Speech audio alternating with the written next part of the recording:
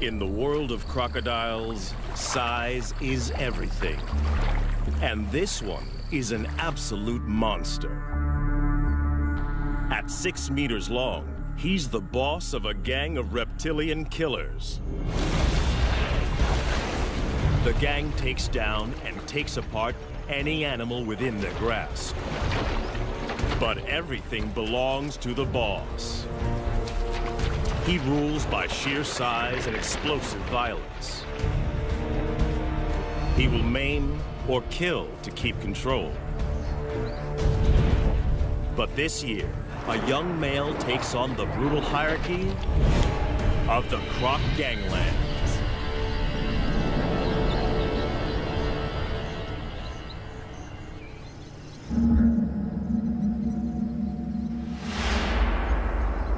When a baby hippo dies of heat stroke on this beach, only one crocodile has the right to claim the bounty.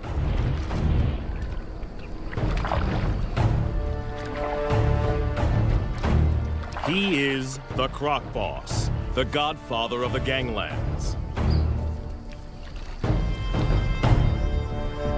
In crocodile hierarchy, size is power. And for many, many years, his 1,000 kilograms has topped the scales. As biggest croc on the beach, all food is his.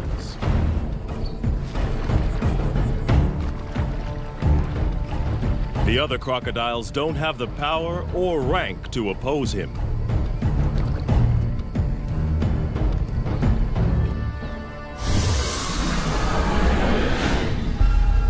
The boss didn't discover this carcass. One of the subdominant males found the prize. At 3 meters long, he is no small crocodile, but he lives on this beach and feeds at the discretion of Croc Boss.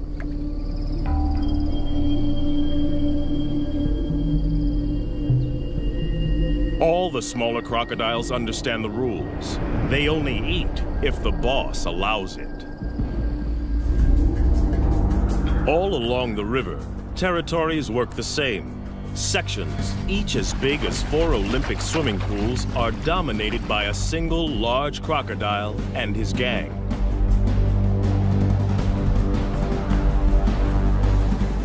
Croc Boss is the biggest of them all.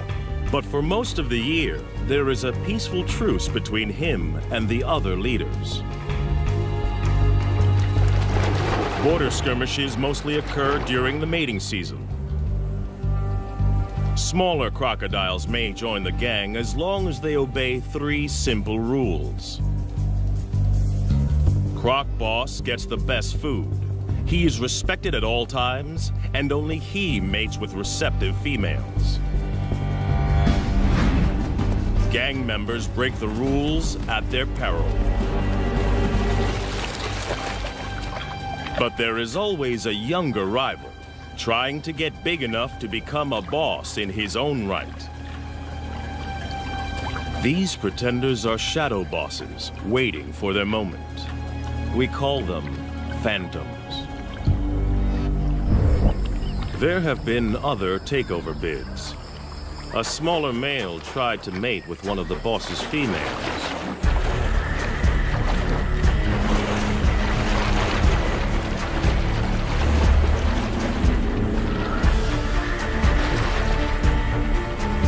It was a reckless move.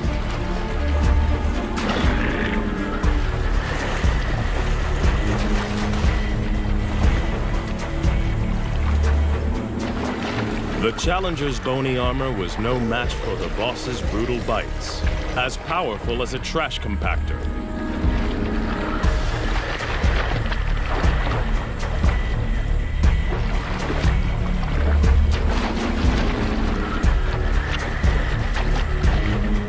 Discipline was swift and terminal.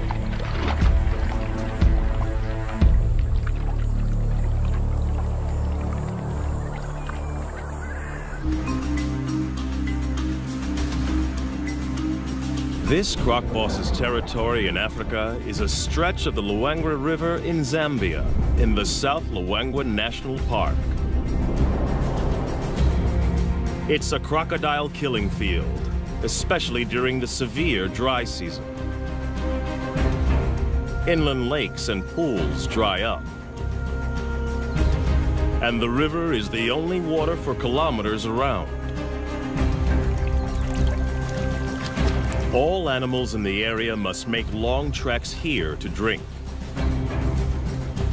And in 40-degree heat, many don't make it. The river's a lifeline and a death zone.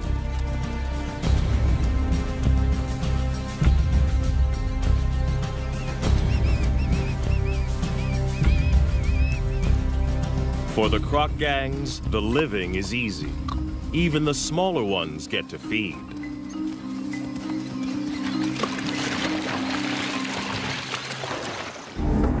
But crocs aren't the only gangs in town.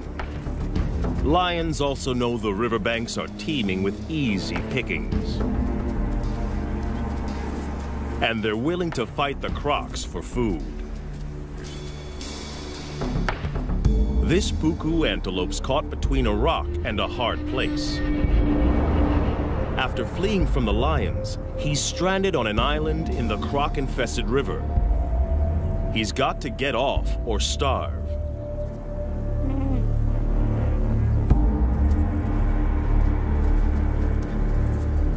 The lions won't swim after their prey. They'll wait for it to make a mistake.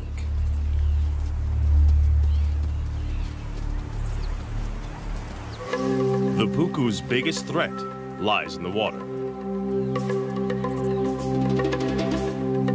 The young phantom is perfectly placed for an attack. Away from the gang, this antelope is his to lose. There's no way the croc can catch the puku on the land. But there's no way the puku can outswim the croc. It's like a game of chess with life and death stakes.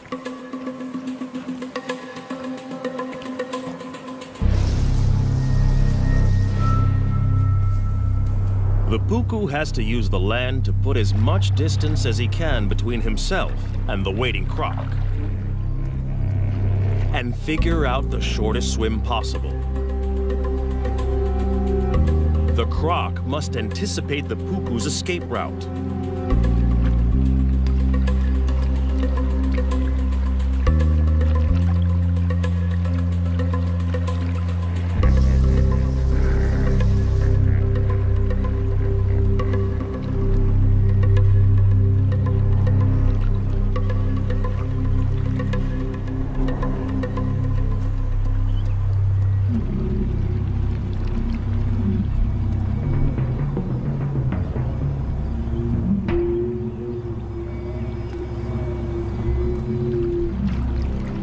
Life boils down to a simple equation of speed versus distance.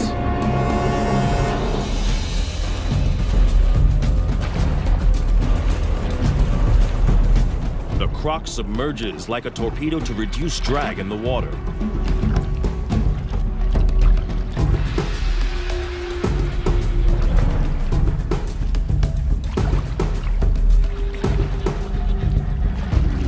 But his top speed of 10 kilometers per hour is not fast enough.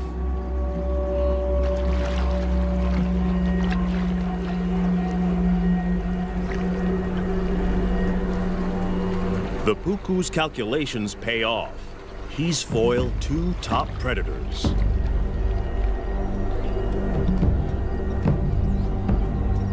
The young croc misses an easy kill.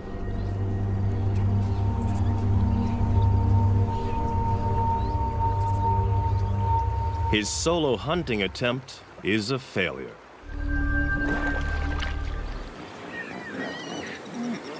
But the dry season has another food bonus on offer. Huge numbers of hippos crush together in the Luangwa's diminishing deep water holes to keep cool.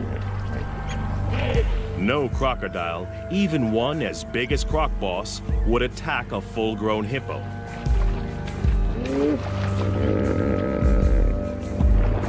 They are way too big and dangerous to take on.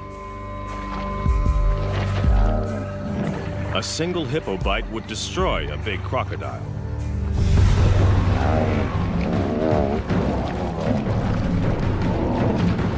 But the crocs don't need to try to kill the hippos.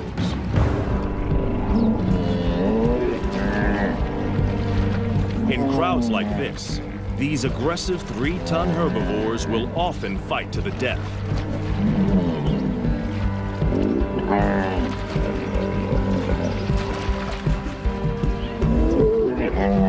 Leaving the croc gangs with a meat bonanza. A hippo carcass is one of the rare occasions when rival gang members join forces. Up to 200 crocs from different factions feed together. In fact, this cooperative frenzy serves a useful purpose. Crocs' jaws don't move from side to side. When the carcass is in water, they need others to pull against to help them rip off hunks of meat. It'll take them less than 2 days to completely demolish a 1-ton hippo. With the most acidic stomach of any vertebrate, crocodiles can digest every centimeter of a carcass. And as usual, the final chunk of meat goes to the croc boss.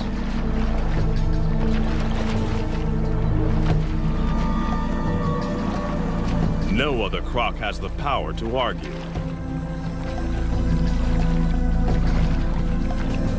Cooperation is officially over.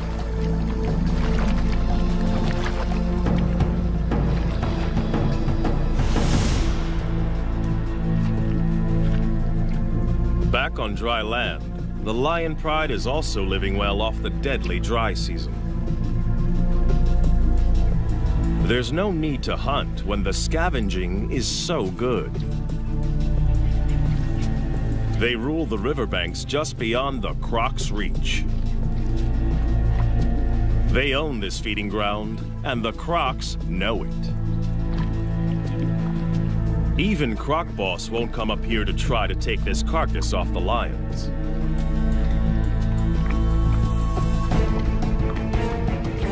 But anything that dies closer to the water is in no man's land. And that means war. Lion versus croc.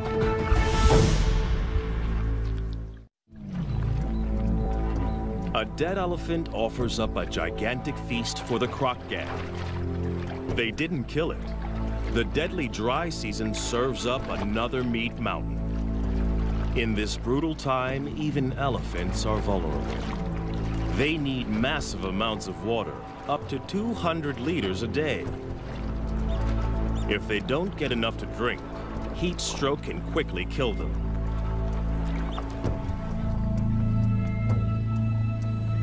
The crocs have the carcass now, but they don't own it. It's right in the conflict zone. The lions have started feeding on it, and they haven't finished. This prize is too big to give up without a fight.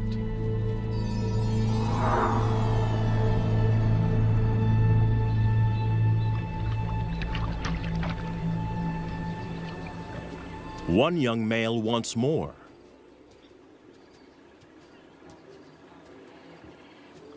His scrappy mane indicates he's barely 2 years old, but he's big and dangerous.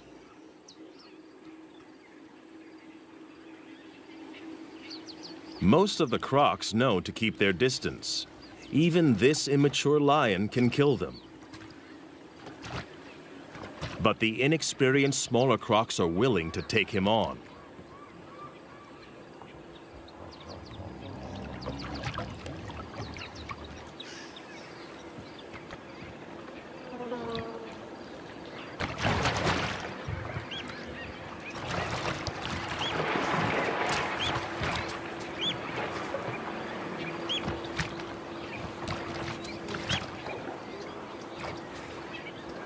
This is not a competition Croc Boss needs to get into. The pickings are slim, and if the gang wins, the carcass is his for the taking anyway.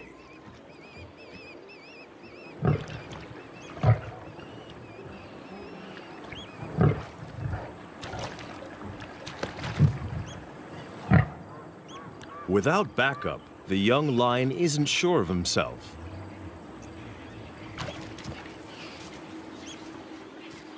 The crocodiles win today.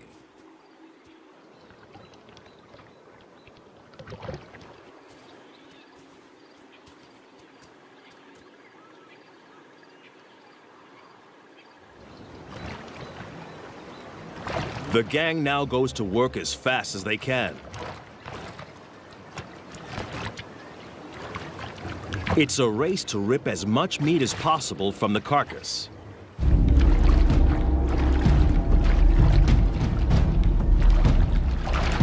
The young pretender wrestles a leg joint away from the smaller gang members. Aggression, theft, and brutality are the ultimate tools for survival. In crocodile hierarchy, bigger individuals are always looking to exploit the little guy.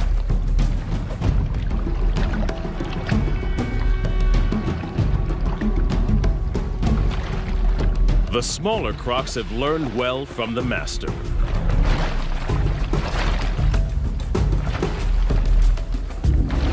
But there is only one master.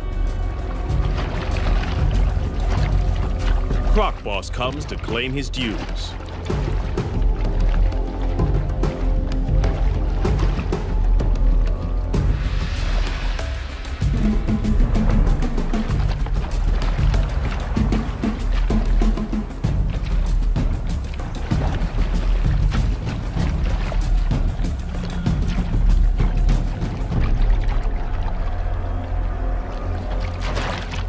For the smaller crocs, the feeding is over.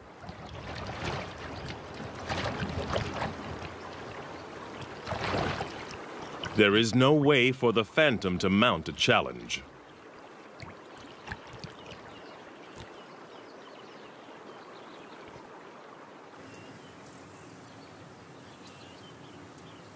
To have any hope of running the gang, he must bulk up. And he can't do that on leftovers from the boss. He's got to find his own food. And the numerous drinking pools next to the river provide the perfect hunting ground. Every morning and evening, the antelope journey here to quench their thirst. A perfect opportunity for an ambush.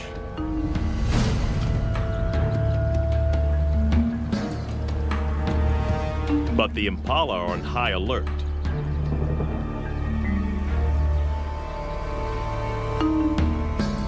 To have any hope of catching one, the young croc must find the perfect pool in which to disappear and wait.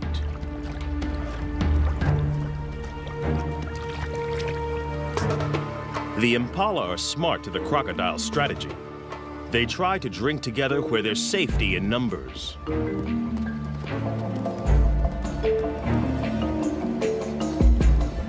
The crocodile must wait for a loner.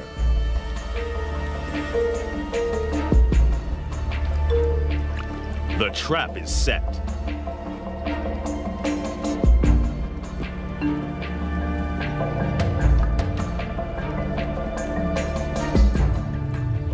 He can hold his breath for 2 hours. And this impala has no clue that below the surface lurks a ravenous crocodile poised to strike.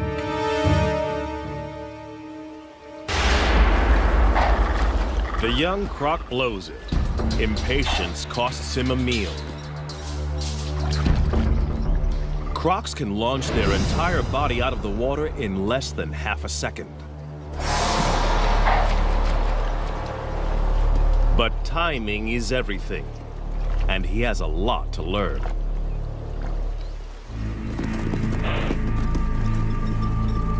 The prey is spooked. The hunt is over. It's a half chance for the lions.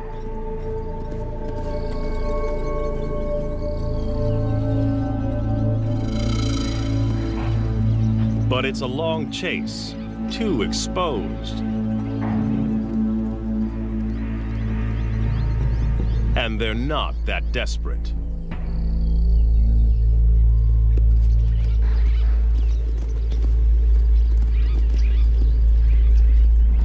They don't have to try too hard. In the dry season, death is always just around the corner.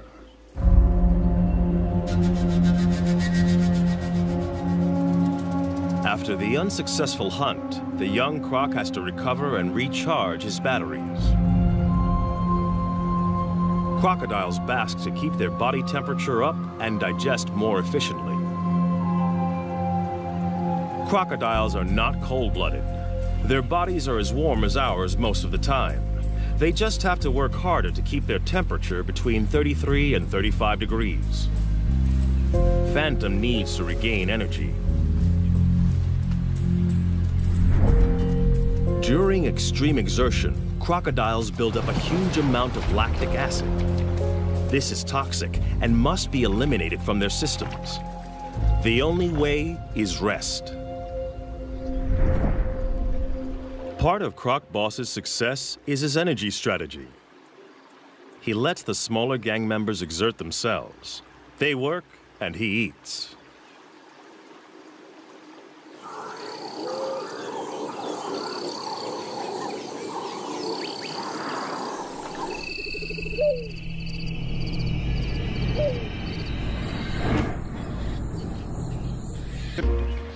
And they have the most unexpected allies.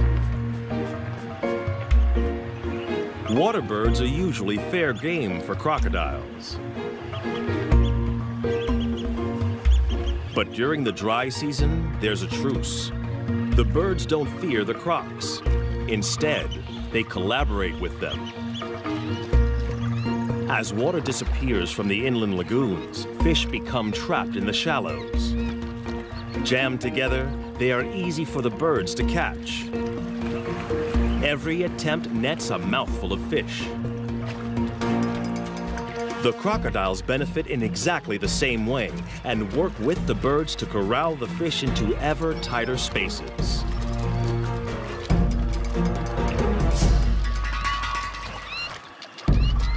Each fish is a tiny meal, but for the small crocs, this technique is well worth the effort.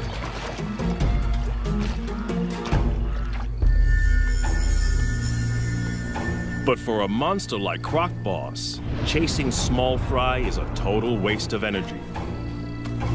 He'll wait and preserve his energy for bigger game and other activities that are his alone to enjoy.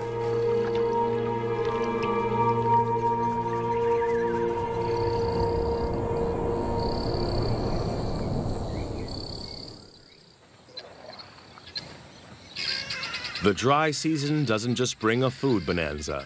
There's an even bigger prize, mating.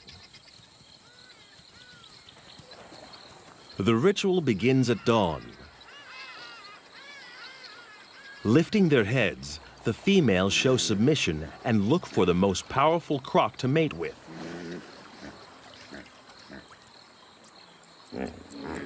The boss raises his body and literally stands out in the river. It's a visible sign of his status. By rights, all receptive females are his.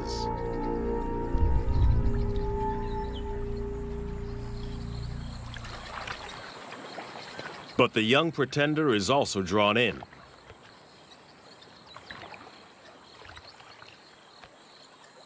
The females secrete a pheromone into the water.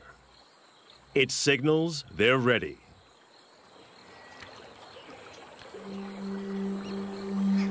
But even the boss must perform before he can mate.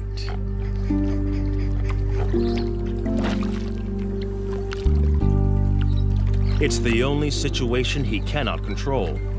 The final choice is made by the females. In mating season, females are permitted to wander through rival gang territories as they check out potential partners. The boss's head slaps and bubble blowing are the croc equivalent of beating your chest.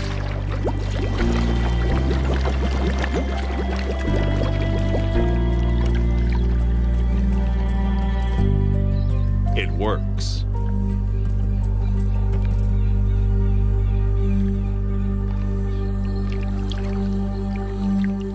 The smaller male can only watch.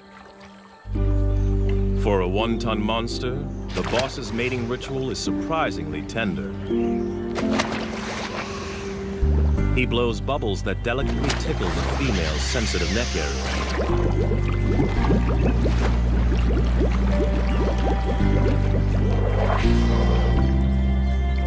The pair will remain together for up to 1 hour before choosing new partners.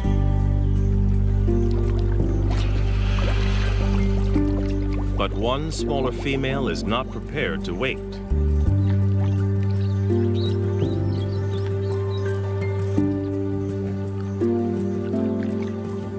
She's interested in the younger rival.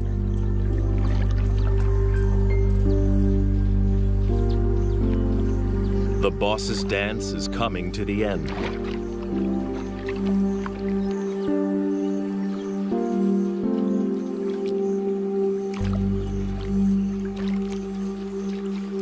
The pair submerges for their final act. And while his leader is underwater, Phantom chances his luck.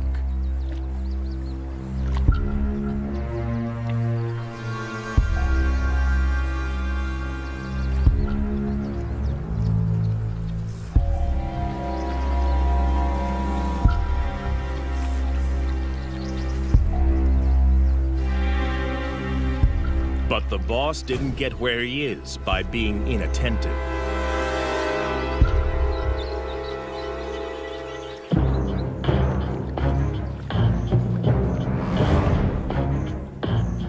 For a junior to mate with one of his females is the worst kind of disrespect. He must be punished. Others have been killed for less. The young croc is now swimming for his life. He's offended in the worst way. And Croc Boss will kill him if he can catch him. But his chase is half-hearted. The boss is still distracted by the mating privileges that come with his position.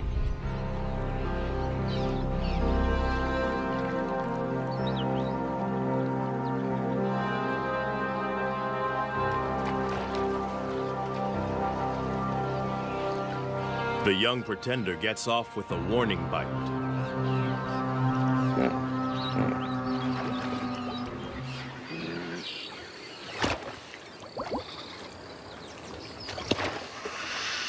Now the insubordinate is dealt with. The boss can return to more gentle pursuits.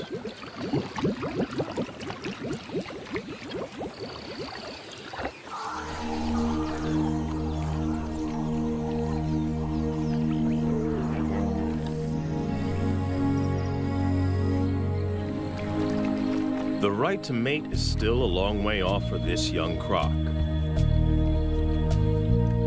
He needs to grow. And to do that, he's got to grab every opportunity to hunt.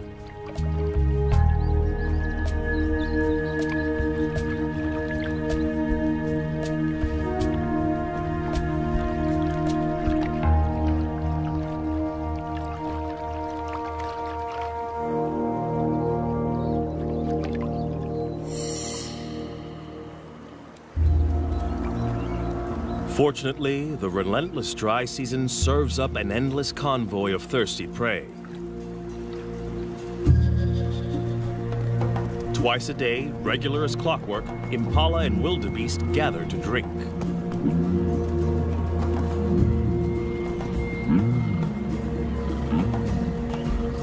It's another chance to make a kill.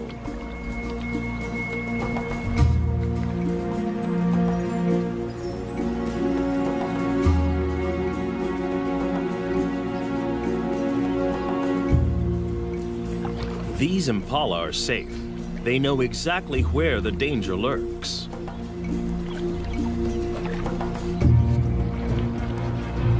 Some even follow the croc to keep an eye on him.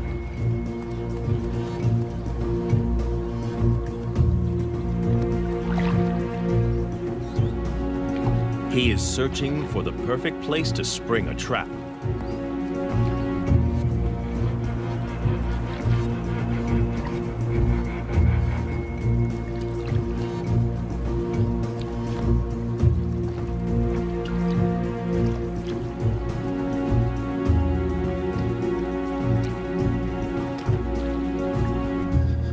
Even when he finds a likely pool, watching impalas raise the alarm.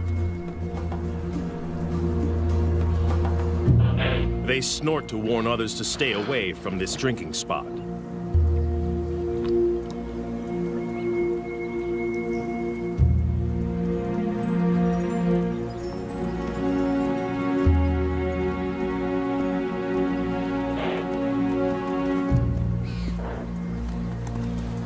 But with an unending stream of animals coming to drink, it isn't long before one individual doesn't get the message.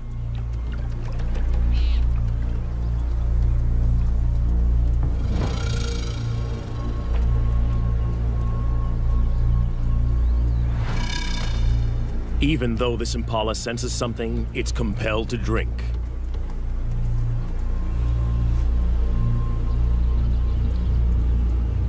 Thirst overrides fear. But it's braced for danger.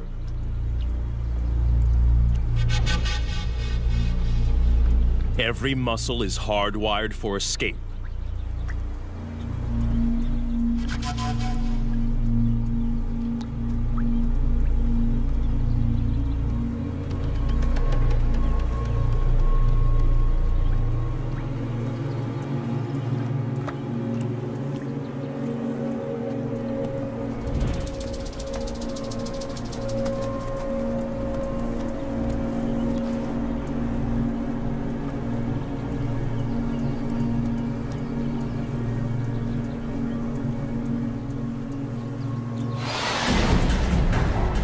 Perfect strike. But can the young croc hang on? For a second, it looks like this impala might escape. But it dislocates its leg, and it's all over.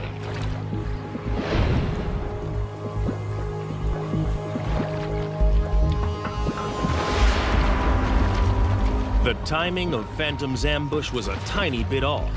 He only manages to grab the impala's horn and is forced to bite again. But in the struggle, the impala's leg is tangled in its own horn, and it's all over.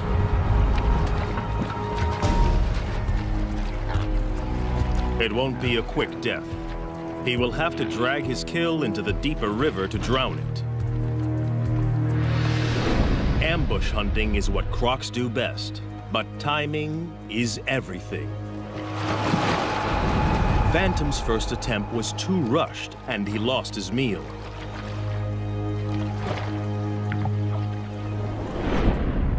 But the young pretender is learning. This time, he patiently waited for the impala to make a crucial mistake.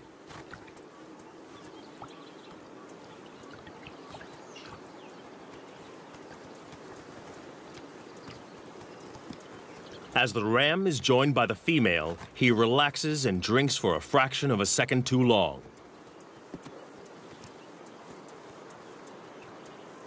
A fatal error.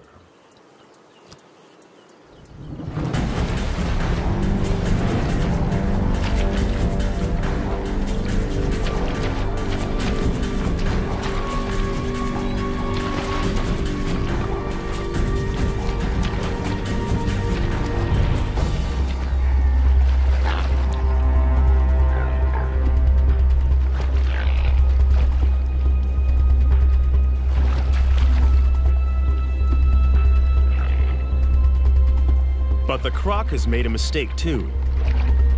His perfect ambush is in full view of the gang. Now he must fight to keep it.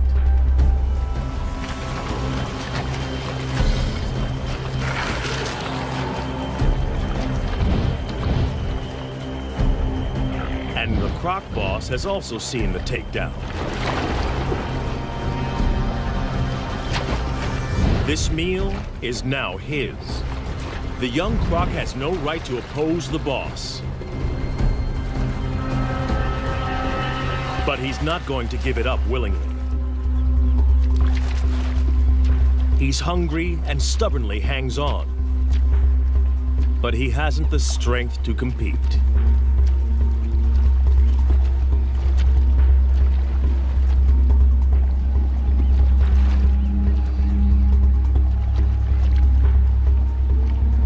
The rest of the gang fights to get a bite onto the impala.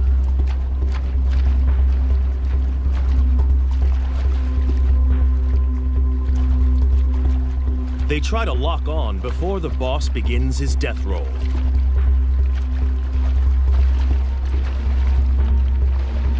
As the giant spins, he literally tears the impala to pieces. Any of the gang that can hang on may end up with a big chunk of meat. The impala has gone from living animal to meat chunks in a couple of seconds. Some of the gang manages to snag a piece, but not the pretender. In the ganglands, catching the prey doesn't guarantee you eat the prey. Hunting and fighting are a major drain on a smaller crocodile's energy reserves. Phantom must rest to build up his strength.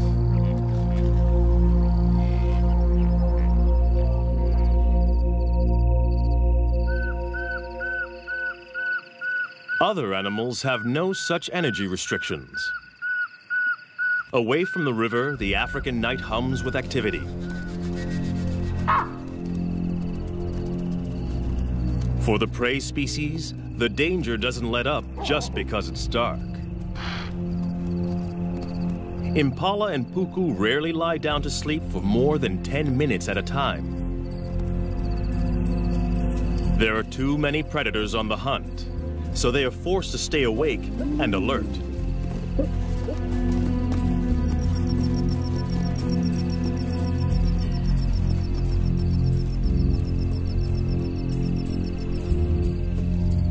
Lions take advantage when the crocodiles can't.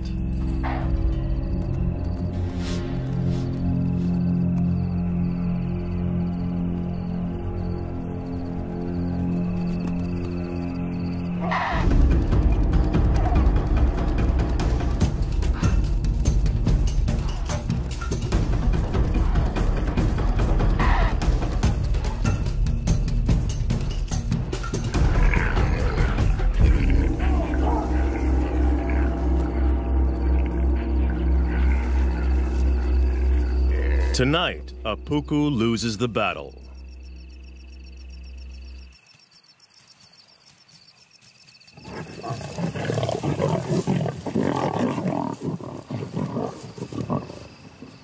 Dry season around the Luangwa River is not a good time to be a herbivore.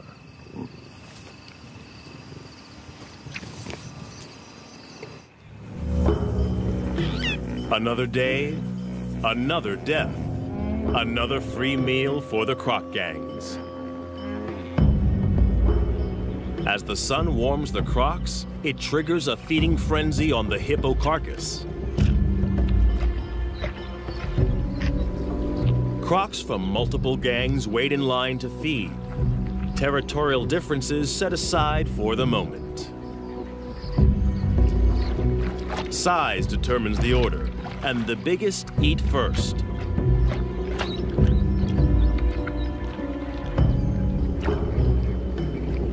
The young pretender and the other smaller crocs must wait.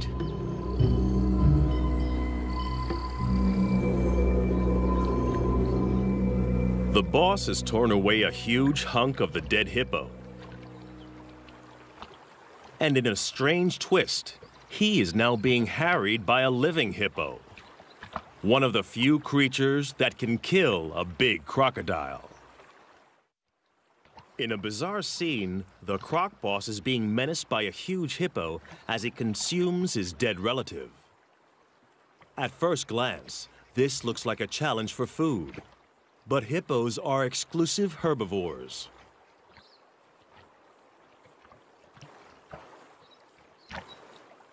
They've been known to lick carcasses, possibly for salt or minerals. But something else seems to be going on here. Perhaps, like elephants, the hippo senses the death of one of its own. But it looks like the hippo is being aggressive. Perhaps this is some kind of primitive emotional reaction. Whatever the hippo's motivation, the huge crocodile knows this is dangerous. With 50-centimeter-long canines and a bite force 27 times more powerful than a human's, this hippo could easily skewer the huge croc. For the first time in a long time, the boss is being pushed around by a bigger beast.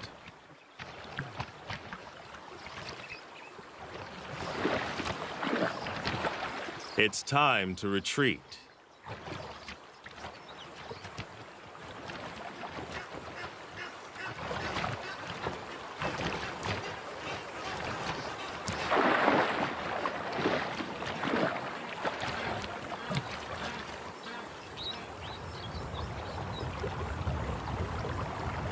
Success in a croc gang is all about being a consummate opportunist. And now the young croc sees an opening. A chance for food. Perhaps the possibility to gain ground in the gang. But the croc boss doesn't share. And this bid for food has been interpreted differently.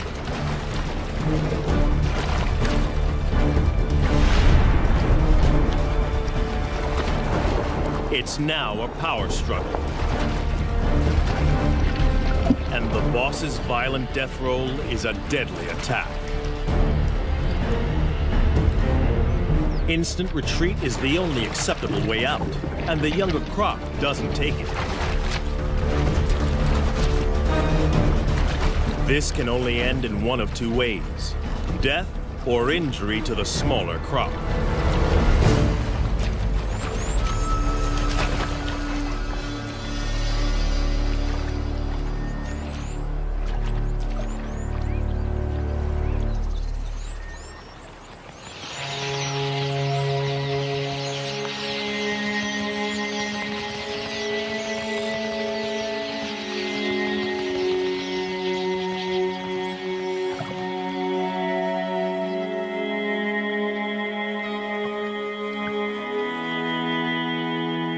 He gets off lightly.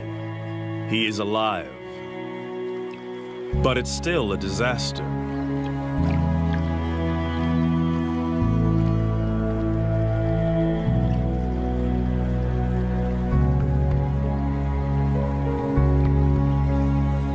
He pays for the transgression with his own flesh and blood.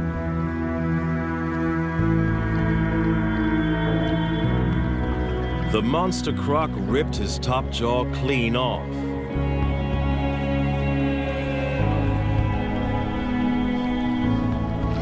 Amazingly, the smaller croc will survive this hideous injury. Crocodiles have special antibodies to help them heal from massive wounds. But it will not regrow. He is not just deformed, but terribly handicapped. His journey to the top position is over. From now on, he will be the last in line to feed. The croc boss and every crocodile, small or large, must now be shown subservience by the challenger. Even by nature's own harsh measures, the croc ganglands are a brutal environment, where size and uncompromising violence rule.